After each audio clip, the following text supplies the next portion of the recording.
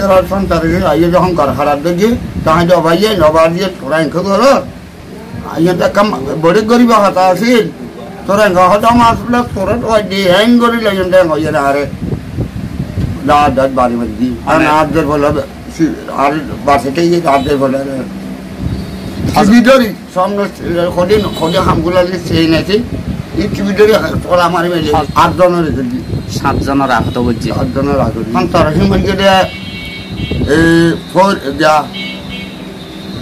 ফারবেক গফুর তারপর লল আমিন তারপর খালু তারপর ফরিদ তারপরে মাহমুদুল করিম সন্তানের আর মাইনের লুডিনা মাহমুদুল করিমের বউ লুডিনা ডাল মিষ্টি আর মারিল সিমের বিষয়ে কান আবডক টিমে মিলে ওগি হই আর টিম মিলে কান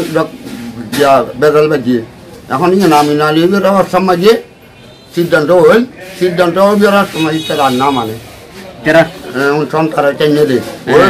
আসল মালিক দে মা তোষণ লুকিয়ে মাহমুদুল করিম লুডিনে এখন ইতারে আর ডাঙ্গাল তোরা গান ডাঙ্গাই লইয়ে ট্যাঙ্গরে আর গান লইয়ে বলে সন্তারা চিতারে হবে আমি আর হারে বাধা দিয়ে আছি মেলে যখন ঘর হারে না বাধা দিয়ে আরো মাছদের গেছি মাছদের ফল হরে বউ বাই বইনের বকুনি মাছদের গেছি মারানোর পরে আরা আজি আইয়ের সানা রাস্তার কামিয়ে ব্যবস্থা তা দিয়ে আইবে তোমার আরে খালি লাঠি যাচ্ছিলাম আইবের সময় আর দিয়ে টান দিদি ফোনে দিয়ে দে টাইম এই যাই মস্কারি এসআই তাই আর আইবের পরে তারা ঘর বাড়ি দিয়ে গেছে বাড়ি জমাই আবার আগিয়ে সকাল জোরের পর আজ দুইটা মাঝে আসছি দুইটা মাঝে আমি দিছি আগে আই দিছি ওইটারা আটকে মুখেন আই আর খন্ডি ধরি সুদানি মাঝির পেছি তোরে তোরে বলে ডান ডান লাঠি ইয়ান হল শিক্ষার প্রেসক্রিপশন এই তো আই একান নিরাপত্তা কান শান্তি বিচার জাম পাইছেন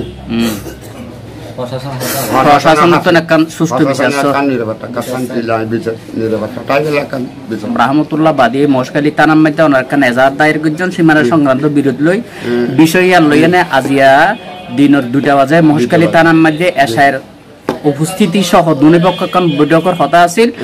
এই বৈঠকের হতারের প্রেক্ষিত লইয়ে না মহেশখালী থানাত আইন দেড়ে বন বিভাগের সামনে যখন আসছেন এই যে গফুর পারভেজ আহমদ রুহুল আমিন মোহাম্মদ কালু ফরিদ আহমদ গং ইতার নেতৃত্বে একদল সালই অনার মাইদর গুজি এই বিষয়ে ননে মহেশখালী হাসপাতালে যাইনি চিকিৎসা করছেন পরিশেষে এখন থানা প্রশাসনের বিষয় অবগত করাইবেন একজন বক্তব্যকে উনি আমাকে জানিয়েছেন যে ওনার একটা এই বাড়ির সীমানা সংক্রান্ত বিরোধ নিয়ে ওনার প্রতিপক্ষের সাথে একটা দীর্ঘদিন যাবৎ বিরোধ চলে আসছে সেই সূত্র ধরে ওনাকে যখন 13 তারিখ 6 মার্চ 2025 তারিখ এই যে সকাল 10টার সময় যখন রাহমতুল্লাহ এবং ওনার আত্মীয় স্বজন ওনার ছেলে মেয়েকে হামলা করেছেন তৎপ্রেক্ষিতে উনি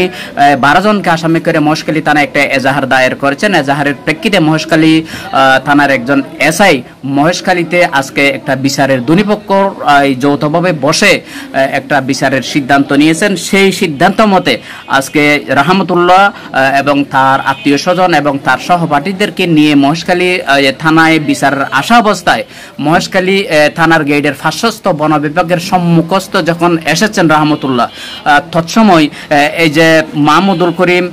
আব্দুল গফুর পারভেজ রুহুল আমিন মোহাম্মদ কালু ফরিদ আহমদ গঙ্গের নেতৃত্ব হয়ে ওনার উপর পরিকল্পিতভাবে হামলা করেছে এমনটা আমাদেরকে জানিয়েছেন এমত অবস্থায় উনি আহত অবস্থায় মহেশখালী থানায় চিকিৎসাধীন ছিল চিকিৎসা শেষে উনি আমাদেরকে জানিয়েছেন এখন মহেশখালী থানা প্রশাসনকে অবগত করবেন পরিশেষে উনি মিডিয়ার মাধ্যমে এই যে ওনার উপর পরিকল্পিতভাবে হামলা করেছে ওনাকে মিথ্যা মামলা দিয়ে হয়রানি ওনার উপর হুমকি দুমকি খুন গুম করার যে হুমকি দিচ্ছে হচ্ছে এমত অবস্থায় প্রশাসনের সহযোগিতা কামনা করছেন। পাশাপাশি এই যে রহমতুল্লাহ এও আশঙ্কা করতেছে যে এই হামলা করতে পারে, ওনাকে গুম করতে পারে, ওনাকে হত্যা করতে পারে, ওনার সপরিবারে আঘাত করতে পারে, পরিশেষে ওনাকে মিথ্যা মামলা দিয়ে হয়রানি করতে পারে। এই অবস্থায় মহেশখালীতে দায়িত্বরত নৌবাহিনীর কন্টিজেন্ট কমান্ডার, মহেশখালী উপজেলা নির্বাহী অফিসার, মহেশখালী থানার ওসি সহ এলাকার গণ্যমান্য ব্যক্তিবর্গের কাছে এসে অসহায় রহমতুল্লাহ একটা সুষ্ঠু বিচার কামনা করেছেন। পরিশেষে আজকে যে মহেশখালী থানার প্রশাসনের সামনে ওনার উপর যে বর্বর কায়দায় হামলা করেছেন, এই বিষয়টা মহেশখালী থানার তদন্তপূর্বক সুষ্ঠু বিচার দাবি করেছেন।